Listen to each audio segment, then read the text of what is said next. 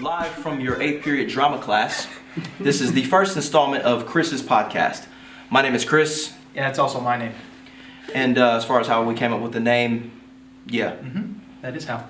We're going to jump right in because we don't have a lot of time. Seems like Kenny's memory card doesn't really last that long. But we've got some sponsors we really need to touch on here. These shows aren't free. And my friend Neil Speakman was able to secure some of these for us. So Shout out to Neil. I'm going to just go through. There are just 3 of them. They're going to be real quick. The first one is... What is that? Ch. No, it can't be. Look at that word. No. I got it. Yep. CHH. Yep. Brought to you by CHH. Christian Hip Hop would like to remind you that God's not dead and neither are we. The second one is a question. Are you tired of the underwhelming effects of subliminal disses in hip hop? So are we. Grow up. And lastly, are you a young aspiring artist who's unfamiliar with publishing? Perfect! Well, yeah. Visit us at dreamcrusherrecords.co. I don't think they paid us. I'm actually 100% sure. I know I didn't get paid. Okay, we're going to go ahead and introduce our guests because we've been blessed to have 3 wonderful people with us today. Immediately. Wait a second, they didn't pay me either. Yeah, I'm pretty sure nobody got paid. Let me just cross their name off. They're not coming back here again. They didn't pay me for it. Okay. First to my left is the running back from the Green Bay Packers, former Stanford Cardinal, number 88, Ty Montgomery. Ty Montgomery, how you doing, bro? So great to have you on. So great to have you on. My fingers. Both of them. To his left, we've got Ninja Turtles. Taelor, the Machine Gun Gray. It's a nice Machine Gun Taelor. It's not really a machine gun. It's kind of like time crisis. The water guns, time crisis. Coins in both. And to his left, one of the original Killer Bees for those WWE fans, B. Brian Reith. Spit the whole triumph. Look at those It's in those pipes. Yo, wait a second. Socrates' philosophies and It's over. hypotheses. Nobody else knows. Hey, listen. Lyrically. Listen. I don't want this to be confused with Reith because it's B. Reith. But we actually can confuse it with Brythe because this man here is a breath of fresh air. Let's move on to our first segment called Shooting the Breeze. Hot in Speaking of air, shooting the Turn breeze. some of these lights down. Let's start Breath of fresh air. shooting the breeze. Yep, I'm concerned with that title, the shooting part. You know, I don't want to get into wait. No. You mean because of the gun violence kind of thing? It is, yeah. But speaking of gun violence, with an empty gun, anyone who heard Drake or Kendrick's most recent songs, we've kind of stumbled upon this subliminal diss in hip hop again, kind of like what Big L used to do. Guys that didn't really talk to anybody, they just kind of talked to everybody. Taelor, being an MC sitting at the table, first give me maybe your thoughts on Drake's More Life playlist album, UK chart, whatever that was, and then Kendrick's song, and then maybe give some of the thoughts on not really naming anybody. Drake's album was too long. It's kind of like a 90s album. Long story short. Too many tracks. Had some real strong high Drake moments, but other than that, I wasn't listening to his island rhythm tunes and his fake Come on, accent. man. The ladies love that, bro. Right. Hey, I'm not a lady. Machine Gun Taelor. Yeah. Spit the real. So yeah, I mean, he has some high moments. I think his first song and his last song were his best songs. And that was a lot of time in between. But Kendrick, I really enjoy Kendrick. I enjoy Kendrick musically. I think that he takes time to craft a moment, a musical moment, and I did like the shots fired on the second half of the song. Regarding subliminal disses, that's been a part of hip hop since I've been listening to hip hop. There are more direct artists that took it there and made it an official battle, but just the braggadocious, bravado type of stuff, that's hip hop. So subliminal disses have always been there.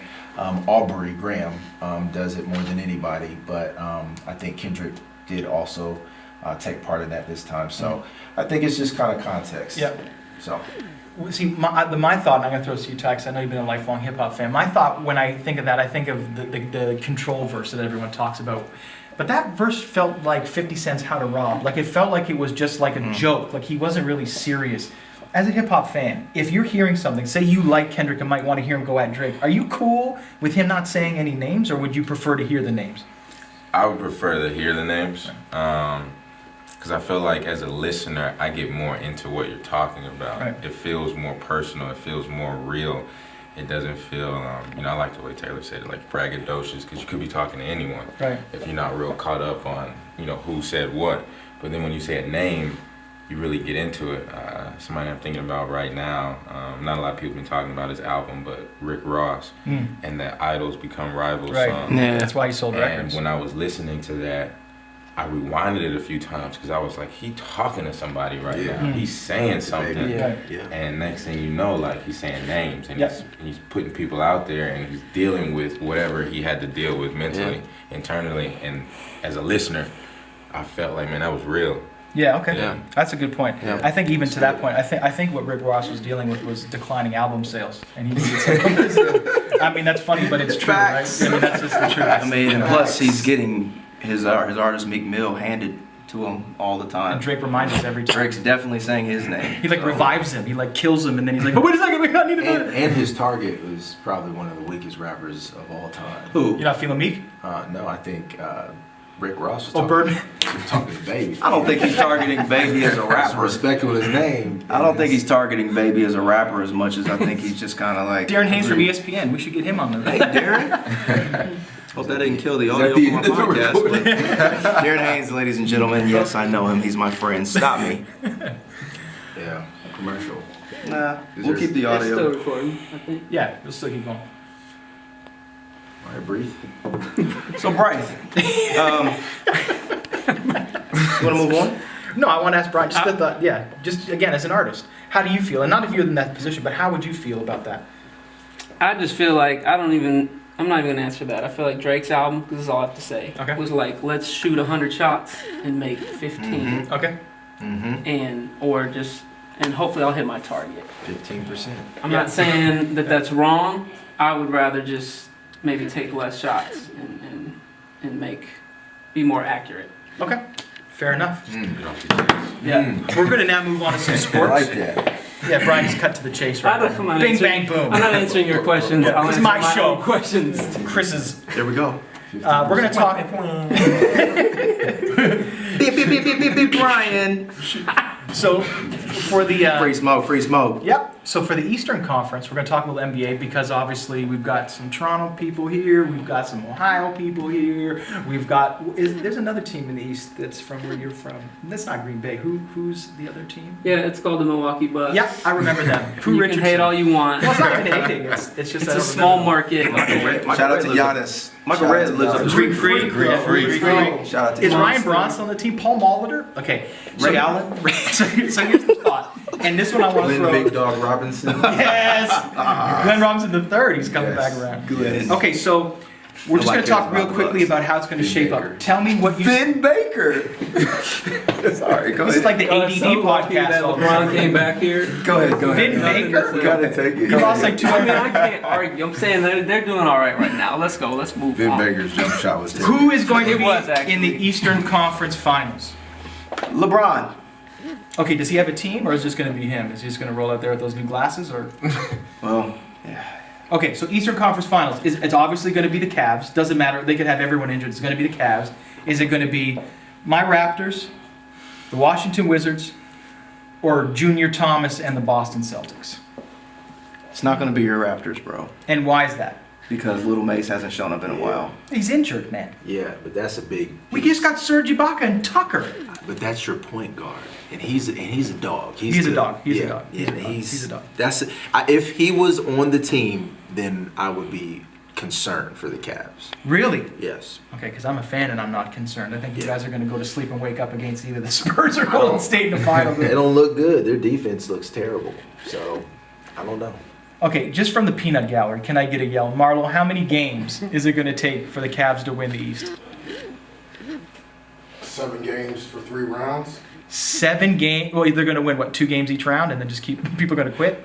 Well, no, you're talking from you're talking about it from the perspective of how many games per round. No. You say He's saying each series is going to go 7 7. games. Well, then, The I'm not gonna conference say finals. I think the first round, if we start acting seriously, we can maybe 5, 6. Okay.